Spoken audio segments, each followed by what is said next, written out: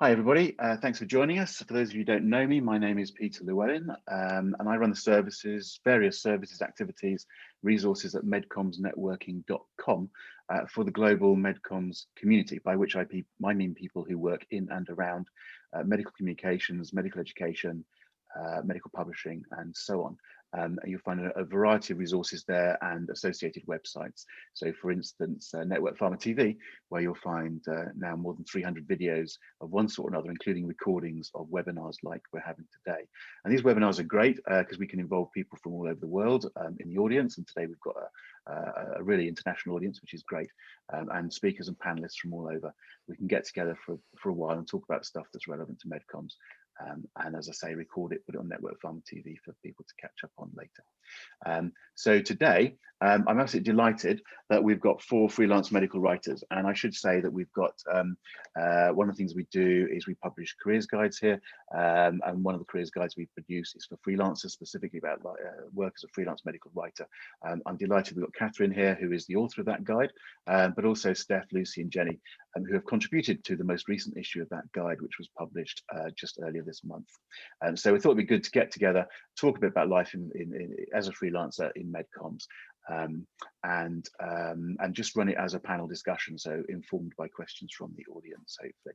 So without further ado, what I'd like to do is introduce Kathryn, or ask Kathryn to introduce herself actually, talk a little bit about her background, and then we're going to just run around the other panelists with a little bit of an introduction from each of you, and then we will launch ourselves into a Q&A, hopefully informed by the audience. So Kathryn, over to you. Thank you very much for joining us. Yeah, thanks, Peter. So when I was considering going freelance from being employed as a medical writer, part of the reason was because I was really interested in actually finding out more about business management.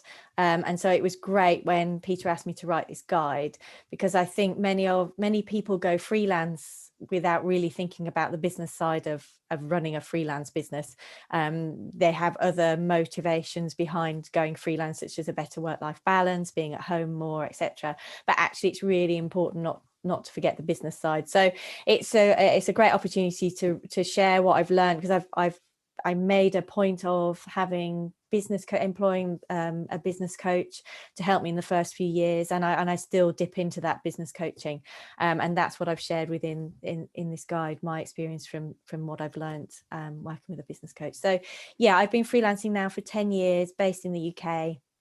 And really enjoy it. It would take an awful lot for me to go back into employment, never say never, but hopefully we can share our what's in the guide and our personal thoughts today, so that'd be great. Excellent. Okay, thank you. And let's just run around and get an introduction for everybody. Steph, you're next. Thanks, Peter. Yes, I'm Steph and I'm a medical writer and I'm based in Manchester in the UK. I'm actually a relative newcomer to the freelance world, and I probably have far less experience than anyone else on here. I made the leap back in July last year, so I've been freelancing for around 9 months or so now, so not really very long, but it's been a good experience so far. And as Kathryn said, I can't imagine going back to an employed role at the moment. Just a bit of background to me. Before I was freelancing, I worked as a medical writer for MedComms agencies. I've worked for 2 agencies in total for a total of just over 8 years before I made the change to go freelance. Before then, I had a fairly lengthy spell in academia with a PhD and 5 long years as a postdoc. And I've also worked in the NHS as a clinical scientist. So I've got quite a variety of experience prior to coming into MedComms slightly later on. And I'm happy to share my experience so far, my experience with transitioning from an employed role to a freelance role, which is obviously fairly fresh to my mind, and my experience today. Thanks. Excellent. Okay, and Lucy, go on, tell us about yourself. So I took the kind of usual route into medical writing. I did a PhD, and when I finished, there was a bit of issue with postdoc funding. So I was looking around desperately trying to find a job that I could do. And a medical writer job came up, and I'd never heard of it before. But I applied and got it, and started as a junior writer in an agency in Oxfordshire. So I did all my training on the job. I moved around a few agencies, and then I spent a couple of years client side as a publications manager as well. But I felt a little bit like a job gypsy. I seemed to be going from job to job, not really ever feeling like I wanted to stay anywhere long term. And I think it was the sort of autonomy and flexibility of my work-life balance that I craved. So I was sort of working in agencies for about 7 years. And then I took the leap in 2014 to being a freelancer with the help of some very experienced business owning friends and some ex-colleagues who I'd worked for and worked with previously. This is the longest I've ever been in a job, I think. So actually, it must be the right thing for me.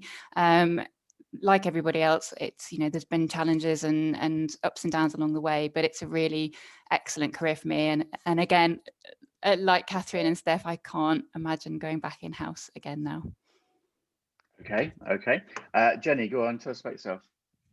I'm Jennie, and I've been a freelance medical writer now for going on 4 years, and was an in-house writer for I think about 10 years before that.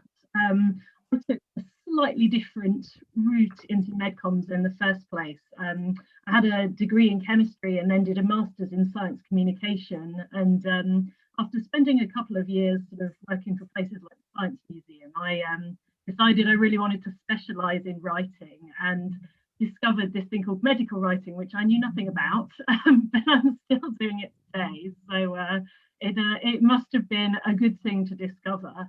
And I think what really made me take the jump from being an in-house writer to going freelance was having a small child who then had to go to school, and figuring out that I needed to juggle school drop-offs and pick-ups around doing some work in between. And for anyone with sort of similar circumstances, I would definitely recommend freelancing, because it does offer a huge amount of flexibility for all those other things life has to throw at you. Excellent. Okay. So that paints the picture of who we've got on the panel, and the questions have already started coming in, so that's great. And we'll try and weave those into the discussion. Yeah. Let's we can go in a number of different directions here. So where should we start? Let's be honest about this. We're talking April 2021. Everyone's been in sort of lockdown, probably wherever they are in the world, basically, over the last year or so. A year or two ago, we'd have talked about the freelancers working at home, how different that was to people working in an agency or whatever. Whereas now there's lots and lots of people working at home. I just wonder whether you could each reflect a little bit on what you've seen going on around you and how you found home working in the last year. I'd say slightly with one eye on the fact that you're now working with lots of other people who are working at home, sort of thing. I just wonder how that's changed. Kathryn, I'm going to start with you, and as I say, just get a sense of how it's changed for you, if it's changed at all, and where you found the pressure points over the last year. For me, it hasn't really.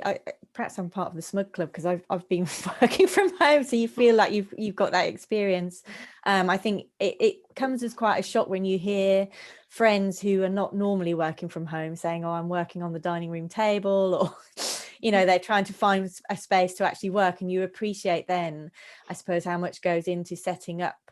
When you do go freelance, you do take that time to make sure that you've got the space available to work. I think that's been the biggest thing for me, is hearing other people saying they're having to work, and with small children, because of course children haven't been going to nursery or school. So from my perspective, it hasn't really changed a huge amount. It's life as usual, and I think it's made me appreciate even more how lucky I am to do what I do in my own home and have my own office space, really. I'd say, other than perhaps the hardest thing was the fact that I often try and escape to a cafe, to maybe work in a cafe every now and again, and just get out of the four walls. And with all those being closed and things, you can't really go and interact with other people. But other than that, and the increase in Zoom meetings, interestingly, every single client now, whereas before it would just pick up the phone and we'd talk or email, it's now Zoom or Teams. Yeah. And I do think that's interesting, and I don't want to get too bogged down in any of this, but I think it's easy to go, look, the freelancers, nothing's happened. You were working at home, you're still working at home, but actually, I think, and I speak as someone who does work at home, certainly now, the pressure has come in, and you are pressurized by how pressurized other people are changing the way they work. But things like you're touching on the Zoom meetings and so on. It's just a different world, isn't it? And it's interesting. Lucy, I mean, you've been in the business for a long time. How have you seen things change? So like Kathryn said, actually, the increase in Zoom meetings, before it was, I would be briefed over email or sometimes via telephone, but usually email. Now it's like, let's have a Zoom call. And so then you have to then put a bit of makeup on and brush your hair, whereas normally I maybe wouldn't do that at first thing on a Monday morning. Get out of your pajamas. Exactly. Put a smart top on, bottom half, not so much. But so I'd say that's definitely a change over the last year. Interestingly for me, at the very beginning of lockdown last year, my work fell off a cliff, and I was quite worried. I'd had a really big contract running, and then suddenly they just pulled everything in, and I was a bit worried. But actually it worked quite well, because we got into homeschooling with my little girl, and my husband and I had to try and balance our own work life to kind of accommodate that. So that was tricky, actually. And then the work started to come in once people realized that coronavirus wasn't going to kill the whole pharmaceutical industry. People began spending money again, and actually my work picked up, and then it's just been crazy busy since then, to be honest. I suppose from a working from home perspective, things haven't really changed for me. My office is in a barn kind of on the end of our house, and we live in the middle of Dartmoor, so I don't see people very often anyway. So actually my life hasn't changed that much. Okay. It does sound idyllic with the animals running around and all the rest of it. I'll come back to that in a moment. But just picking up on that sort of point, and again, I'm going to make some assumptions here, so correct me if I'm wrong. But Jennie, I'm going to come to you next. Were you working from home pre-pandemic? I mean, for some freelancers will go into the offices on contracts or whatever. I mean, how was did you or didn't you, and how has your work changed over the last year? Yeah, I was working solely from home even before COVID hit as a freelancer. And actually, even when I worked in-house, I tended to do maybe 2 or 3 days working from home and 2 or 3 days in the office, just because of my location. I forgot to say earlier, I'm in Epsom, so I'm like within spitting distance of London, but it's not an easy commute. So it's always been nice to have a couple of days at home. I agree with what everyone else has said about Zoom calls and them just becoming so much more commonplace. I find it quite nice actually to have a bit more interaction with clients, because I think when you're just getting sent an email, then it's hard to get that dialogue going and sort of see someone as a person. But I think Zoom calls really help with that, and to some extent everyone's in the same boat working from home. I think for me, the only change is now I have to kind of argue over who gets to use the office with my husband, because he's also working from home at the moment. Although he will go back at some point. He will. He will, soon. yeah. He will. Yeah, we got that message. Actually, I think when the first lockdown came in, I was sort of the polar opposite of what you were saying, Lucy. I'd just taken on quite an embedded contract with a client, and then of course lockdown and homeschooling hit. And it was really difficult to juggle that with the homeschooling. They were pretty flexible about it, but it did mean kind of working quite a lot of evenings and just sort of juggling time and stuff. I decided this time around that I didn't want to do that again. I actually made quite a difficult decision to let down a client, because I just couldn't cope with juggling homeschool and working. And luckily, I mean, it worked out okay. I got to do the couple of months of homeschool, and it was a lot less stressful than having to do the juggling. And I was very lucky that my clients sort of stuck with me, and I've since picked up some work for them. So I guess again, in terms of the flexibility, it would have been hard to manage that being in-house.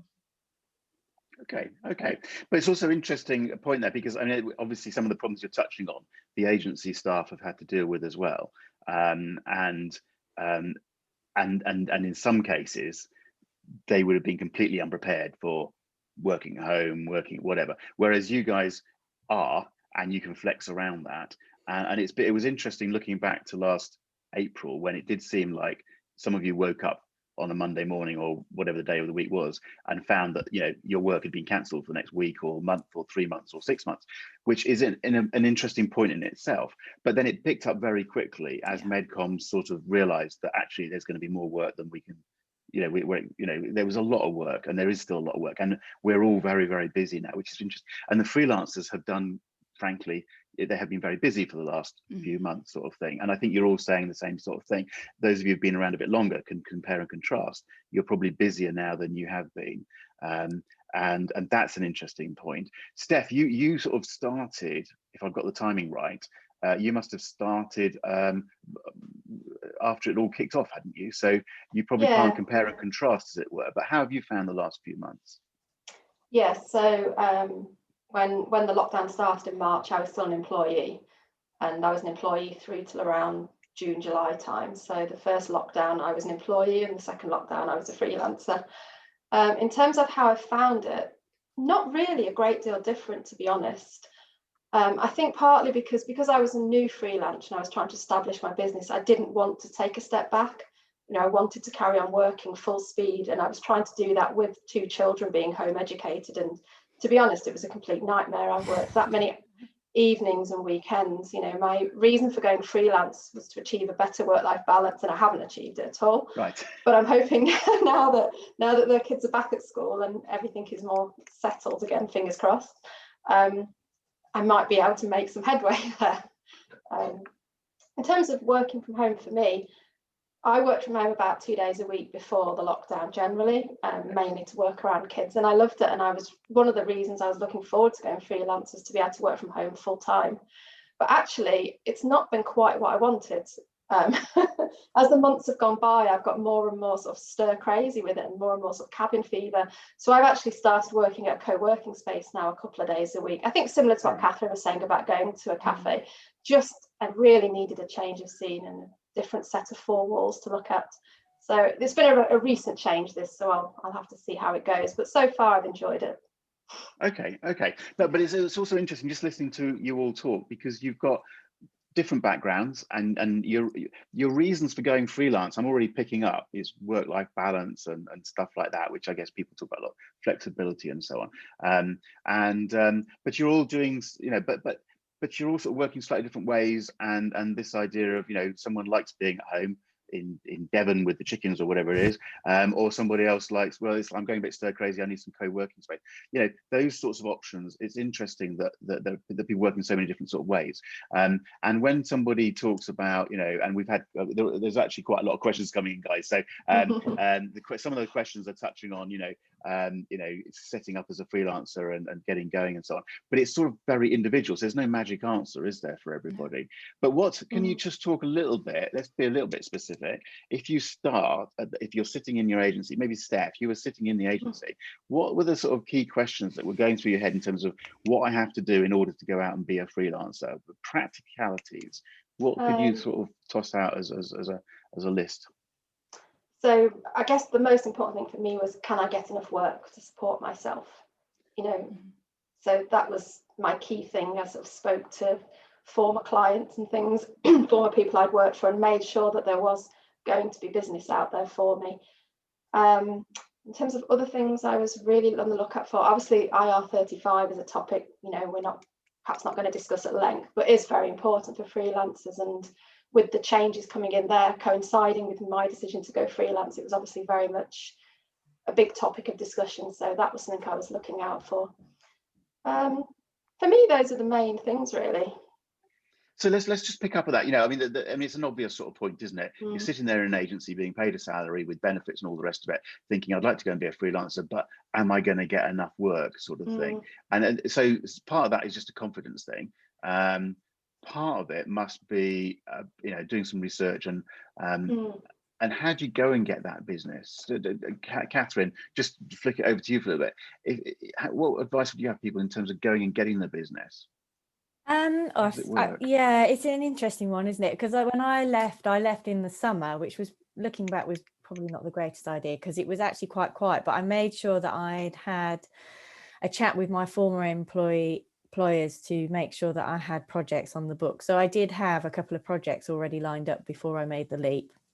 And then it's down to confidence. So for those first couple of months, I remember chatting to my business coach at the time, going, oh my God, I think I've made the, you know, I knew I would be all right ultimately, but it does come down to confidence. And so I started, I suppose, cold calling, you would say, kind of sending emails out to various companies, which of course didn't come back with anything. And you quickly learn, I think, that the more you network, the more you can talk to people, the more I went off to NWA conferences and met people there.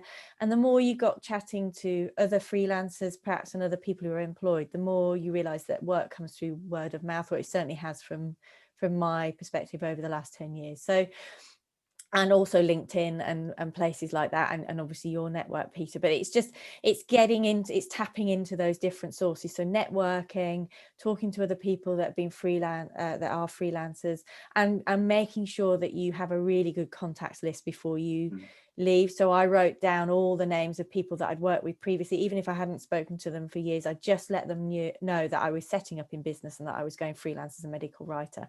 And I set up a newsletter, and I made sure I kept in touch with everybody every quarter through a newsletter. I don't do it so much now, but certainly that was interesting, that every time my newsletter went out, I'd get a lead in for work, because it had just jogged somebody's memory that you were out there. So I think it's just keeping in touch with people. And actually, if you have a contacts list, everybody that you know on that list, they might move companies, and then of course they've got contacts, and so it kind of snowballs. So that's generally how I've found work, I have to say. And again, just picking up on a point, there's a question that's in, I think it's come up a couple of times already actually, in terms of, you know, how much experience do you need before you go freelancing? It's been phrased a couple of times in different ways in the questions here. We've got an academic who's wanting to go freelance, somebody else asking how many years of agency experience you have before, and so on. Lucy, have you got a comment on that? Sorry, I'm trying not to put words in your mouth, but you know, how much do you say to an academic who wants to go and do freelance medical writing, no worries, or do you say something slightly different? Well, I think academic writing and commercial medical writing are quite different. I think if you're a good academic writer, then you've got definitely the option to be a good medical writer. But I think my personal opinion is that you need on-the-job training for some of the nuances that pharmaceutical clients are looking for, particularly when you're looking at more commercial activities, you know, medical education activities, that sort of thing, rather than strictly publications writing. But even publications writing, you know, there's still a little bit different from academic publications that you would write from your PhD or your own research. So my feeling would be to get out there into a MedComms agency and get as much experience as you can writing different types of projects and across different therapy areas as well. I mean, because you're an academic in a field in science doesn't necessarily mean that you'll be able to translate everything across different therapeutic areas. So the more experienced, for me personally, the better. And I think pitching again yourself as a freelance writer, if you can show you've got a breadth of experience, you know, you're more likely to get more jobs, or you're more likely to get recommended across other people's networks as well, which is what I've found. Okay. Again, maybe I should just add a little bit of context here, because we don't know who's watching this entirely. MedComms is a pretty specialist area of the business. And I describe it as being a sort of a niche on a much broader spectrum of healthcare communications and medical writing type activity. So when you're talking of, we're talking in the context of largely a sort of MedComms focused medical writing business, which is quite specialist, but there is lots of other medical writing type activity where we might have a slightly different conversation about this.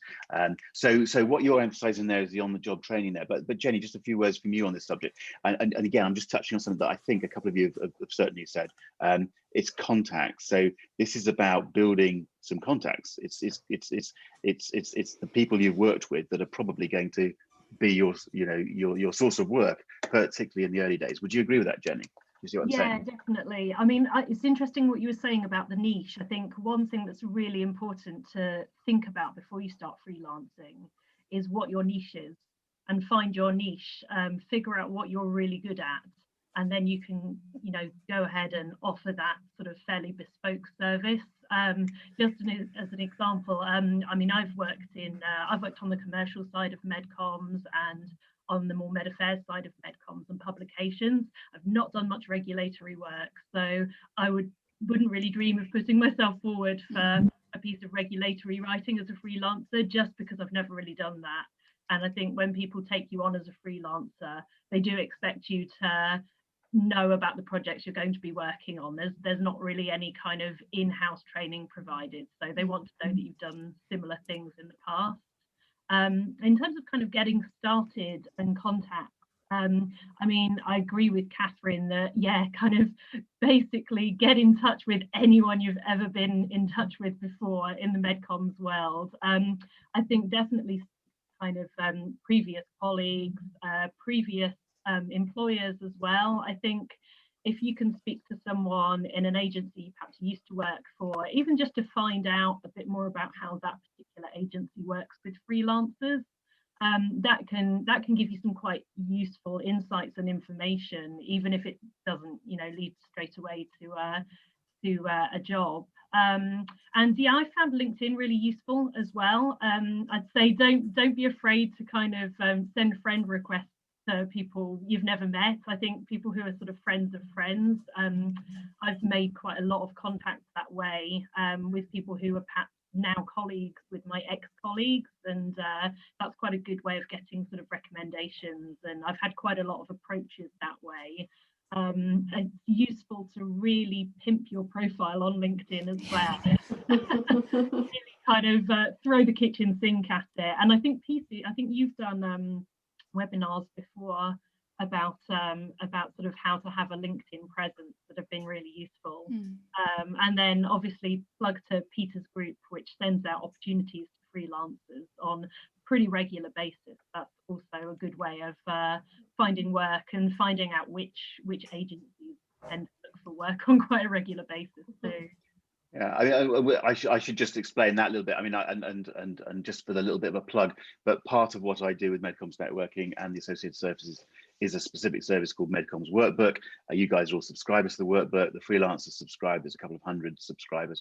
Anyone who's looking for specialist MedComms freelance support can give me a message to pass on to you, and you respond directly. And it's we've had 200 or 220 or so over the last year work opportunities for people. So it's a very simple, very easy way of at least getting some work opportunities which you can follow up. But it's also importantly, I think, about the networking and the education and so on that I try and sort of encourage. Coming back to what I guess you've all said is the networking and talking to people is really important. I used to talk very flippantly about, but we all know this is true up to a point of some people. The person who leaves an agency on a Friday afternoon and sits on a Monday morning in their PJs with the cat on the lap, waiting for the phone to ring. It doesn't work like that. You've got to go out there with some confidence. You've got to knock on some doors. You've got to talk to some people. It might be that the agency you've left will give you some work to kick it off, but you have to build a business. And it comes back to what Kathryn said right to begin with, that we are talking about running a business here. Let's just touch on the practicalities of the business. Again, we've got a bunch of questions coming in, and I be a little bit careful here. Somebody's made the point, this is a UK-based panel, so let's not get too specific about the UK situation only, because I want the idea is that people are thinking about the sort of principles wherever in the world they are. But as you come back to Steph, I mean, you sat there thinking, I'm going to go out and do some work, but there are some practicalities. Yeah, am I going to be in the UK, be a limited company or partnership? Am I going to sign for VAT? How am I going to handle my finances? Am I going to get an accountant on board? How did you just give us a sense of the sorts of things you thought about, Steph, at that early stage? What am I going to have to do to make my business work? I mean, all of those things were important and all of those things passed through my mind. So before I even handed in my notice, I made an appointment to see a local accountant to discuss all of these things and get some advice, because frankly, I knew nothing about VAT registration or limited companies. I now know a whole lot more. I'm still not an expert, but I know a lot more than I did. And I got some really useful advice. So I think that's quite critical to do. To get the advice, yeah. Just out of interest, there's but I'm always very keen that there's no rights and wrongs here, yeah. But are all four of you, have you all got accountants? Has anyone not got an accountant? You've all got an accountant, yeah. I mean, I think that's the right thing to do, but there are plenty around who go, no, I don't need an accountant. But actually, it can get quite important. And we've touched on, and I don't want to get bogged down in it, but the IR35, the tax change that happened in the UK, you need some professional support around you to guide you. I think that is clear. And you don't want to get into trouble with people like VAT people and all the rest of it by not keeping your books right and all this stuff. And it might be the accountant does it for you. You might do it under their supervision, as it were. But getting the right sort of professional guidance is, I think, quite important. So that's one point. Things like VAT in the UK, some people do, some people don't. I always say it's better to be VAT registered, but there is a level at which you have to be, and below that you don't have to be. Things like insurances, just who else is there? Jenny, I'm just going to jump around here a little bit. Jenny, what sort of insurances do you worry about? Professional indemnity, business insurance, do you worry about those sorts of things? Yeah, really just professional indemnity, really. That's something I've always had, and some clients ask for it, some don't, but I think it's useful to have. I've not really worried about any other insurances, so it'd be useful to see if anyone else does. Anyone else got a comment on that? Has anyone, have you all got PI? Have you got all professional indemnity? Yeah. Anyone got any other sorts of insurances?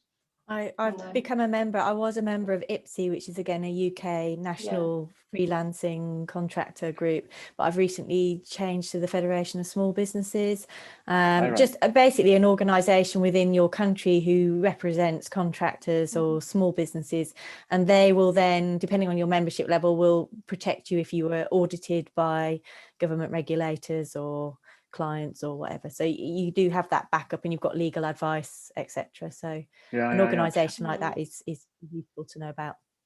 Okay, again, we're in danger. There's a danger here we're going to get bogged down. There's such a lot of great questions here, but we could spend an entire hour on all of them, sort of thing. Let's just touch over these sorts of things. But again, it's a point that I think is worth making to people, that you guys don't just get a phone call saying, can you do, 3 days a week over the next 6 months or something, or do this manuscript. There's contracts and things involved. I personally hate contracts, but you're probably all involved, particularly more so now than a few years ago, in getting contracts and having to work out what the contract says and what your obligations are and so on. And you, Kathryn, I think what you're touching on is you've got some support there through things like IPSC and so on. Lucy, I'm going to come to you. I mean, how do you deal with the contract side of things? Or just explain a little bit about what these contracts are and what the challenges are. Yeah, so when I very first started as a freelancer, I was working as a publications manager in a pharmaceutical company. And so I set everything up well before I started going freelance. And my first clients were actually my agency that I had employed as a publications manager. So they were running my account. And the managing director of that agency, who is a very close friend and a really great person, sat down with me, and she basically went through everything I needed to know about contracting, about what the role as a freelancer, kind of what to expect. And I think I took my guidance really from her about how contracting would look and the sorts of clauses that would become into contracts. So I don't get any professional help at all when I'm looking at contracts. They're fairly standard from company to company. There's slight nuances in some of the wording and what have you, but generally they're quite similar. I would say that contracts since COVID-19 have come along, I'm looking at them a little bit more closely, quite often because of what's coming up through your MedComms networking kind of emails and on the LinkedIn discussions and stuff, just about changes because of COVID-19.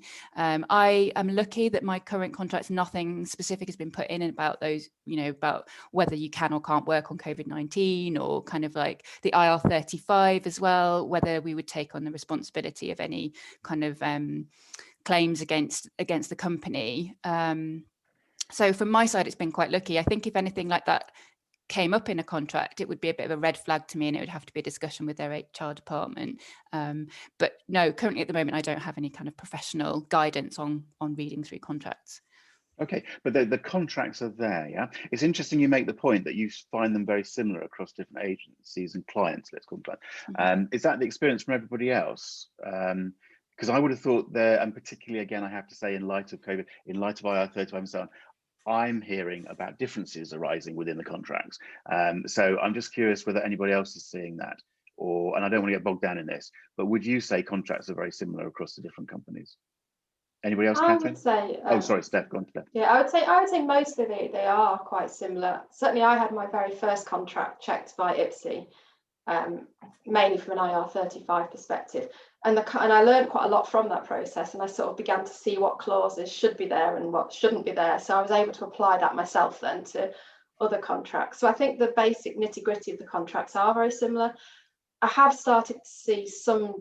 I haven't been freelancing very long, so it's a little hard for me to say because I've got no history in it. But certainly I have had contracts now where people are putting clauses in to indemnify themselves against IR35 investigations. I know we've had quite a bit of discussion about this on the workbook group, and that is it's a bit of an unknown at the moment. I don't think anyone really knows how that will pan out, whether those things are enforceable or whether we need to worry about them or not.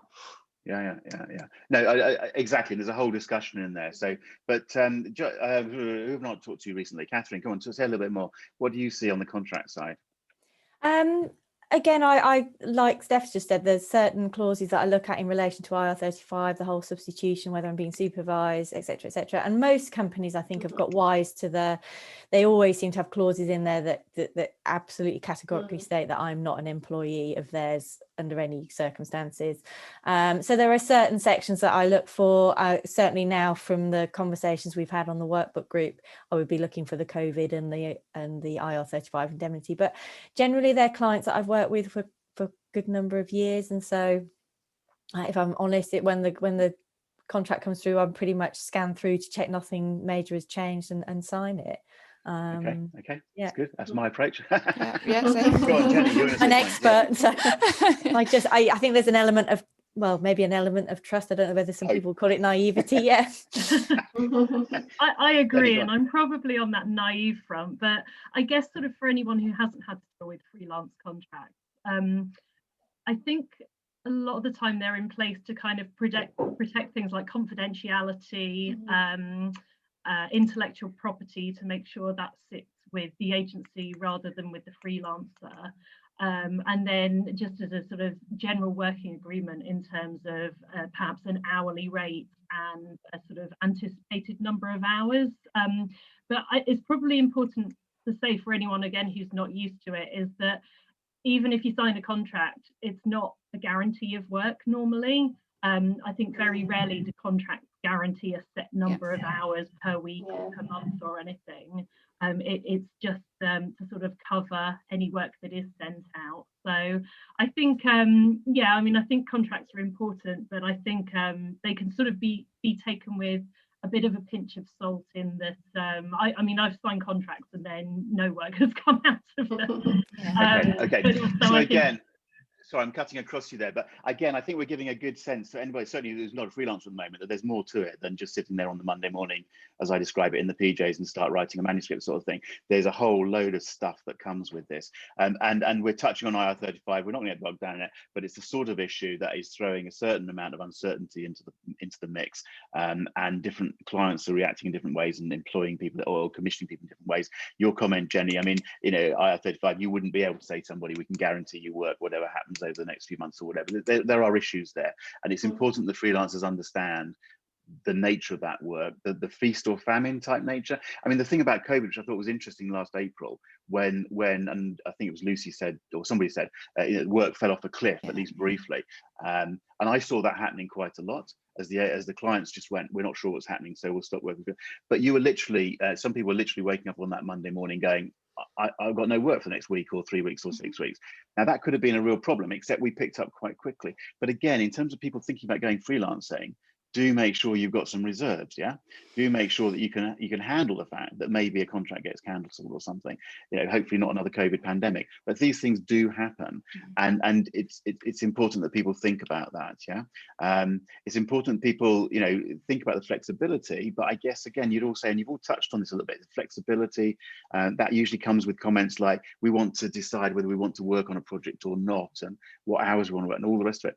But it is not, but it comes with, you need to make an income. So there's a balancing over there. You need to be making a balance all the time. What, just briefly, because we actually run out of time, and there's just so much we could talk about. I love these questions that are coming. Describe a little bit, each of you, I don't know, when you're working with a client, what's the sort of challenges you face? Let's just keep it completely open like that. I'm going to go around each of you. We're going to have to finish, actually. So each of you can describe a little bit of the pluses and minuses of working with a generic client. Okay, be as rude as you like. Go on. I'm going to start at the bottom. Jennie, go.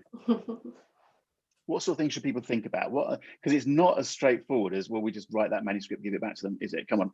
I don't want to put words in your mouth. Come on, Jennie. Oh gosh. It's a difficult question. I think it depends on the client, and I think different clients work in very different ways, in general and especially with freelancers. So I think it's important to sort of think about how you want to work and then try and be as upfront as possible with clients at the beginning, because I think once you get established as a freelancer, there's a real danger of taking on too much work. And I think that's where the problems can come in. It feels really odd when you first get going to turn work down, because it's like you say, feast or famine. You sort of think if people are offering you work, you've got to take it. But I think you can get into more difficulties by taking on too much work and then either not being able to deliver it or not being able to deliver it well. I think that's a lot worse in the long run. So I think be really realistic about, the hours you can offer, the flexibility you need, and hopefully then you'll have good client relationships. Okay. I always say to people, it's better to say no. Yeah. The client is, people worry that the client will never come back to them, but actually the worst thing you can do is say yes and not deliver, then the client really won't come back to you, sort of thing. So the communication from your end to them is really important, and you establish some of the ground rules about how you want to work. Lucy, I'm going to come on to you next. How often, and we've had a couple of questions coming in on this, how good is the communication the other way? Are the clients giving you good solid briefs that make lots of sense and tell you exactly what they want and stick to deadlines? What sort of challenge do you have on that front, or is it as easy as that? So again, it's very client specific, so it's hard to make a generalization. I would say that generally I get briefed really well, and certainly that I tend to not work on a project by project basis. I have some clients who will send me a manuscript to work on, but generally I have a contract that is set for a set number of hours for a set number of months, for instance. That's normally how I work, and then I will work together on various projects throughout the time. So at the beginning, there's usually a fairly good brief about what it is that they want, kind of how many hours I can offer, what it is that I work. So obviously I work, because I've got a little girl, I work within school hours as well. I work 3 to 4 days a week. And so I can be a bit flexible across, when I can pick work up. So it's not all just like 3 days, Monday, Tuesday, Wednesday, what have you. So I think offering flexibility to the client is good, but it also comes with a bit of a problem. And I think the question came up about where sometimes you'll get people moving deadlines along. And if you have more than one client at once, which I usually do, and they all move their deadlines along, you get to Friday and suddenly everybody wants everything on Friday. That's quite hard. So it's managing expectations that way sometimes as well, chasing clients up if they say, I'm going to send it to you on Monday, Tuesday, Wednesday, it still hasn't arrived. You have to be quite strict and say, is this coming this week? Because if it is, I've got this block of time to do it. If it doesn't, it's going to have to be next week. And I think just honesty is really important. Not overcommitting, again, is really important, to make sure that you do the job as well as you possibly can. Excellent. And it's fascinating listening to you, and I'm watching the questions coming, because you're covering lots and lots of ground. I hope people are listening to you, because there's so much we could go into more depth here, but we're skipping over the surface of so many things here. But communication both ways is really important. Fairness, partnership, professionalism, for want of a better word, and all those sorts of ways. It's really important both ways. Kathryn, blunt question: what problems do you get at the end of a project when you want to be paid? Well, she says, touching wood very quickly. I've had one or two over 10 years where I've had to really chase for payment. One in particular, I did have to go down the threatening of legal route only once. But on the whole, generally, I think it's building communication and the partnerships, and you can quickly tell, I think, if it's working both ways for the client, and if it's not. I'd say the other thing is never be afraid of letting clients go, because if it's not working for you, it's certainly not working for them either. And I think it doesn't happen very often, but sometimes is sort of, you just get the feeling that they don't work in the same way that you do, or they don't quite respect how you're working and they won't listen. So sometimes you just have to let clients go, and it's no, if you do it in the right way, or say you're busy, or you don't have to even go down the line of communicating why it's not working. You just don't take on work from them again. Maybe there's different ways of doing it, but yeah, again, you're a business. You have to survive, you have to earn the money, you have to get paid. it's important to have If that I'm mindset not- on. Go on. Sorry. Yeah. If I'm not worked with a client before and I don't know anything much about them, then I might ask for a certain percentage up front if they want me to secure time aside, because I do work on a project by project basis. I don't work on a fixed term contract basis generally. Okay. So if I'm not sure, I haven't worked with them before, then I would also question, if I'm already thinking like that, is this a client for me? Exactly. But it's just a discipline, isn't it? I mean, it's got to work basically. And that process, a lot of people who may be commission freelancers don't really think about it because they're being paid a salary anyway, sort of thing. But you go into freelancing and you sort of have to start on the basis that you're not going to be paid, even with the first client, you're not going to be paid for several weeks potentially. And there's plenty of freelancers who'll say that 3 months down the line they're still paying some money. So again, it comes back to a point we made earlier, that you need to have some reserves, you need to think about how to survive and the ups and downs of life, and so on and so forth. Steph, I'm going to finish with you, and I see how you respond to this one, okay? Because it's come in several times, okay? And so we're doing our bit, but it sort of starts where you started a few months ago, okay? How much do you charge? Oh, that's a very difficult question, isn't it? And exactly. But what would and be when your I answer?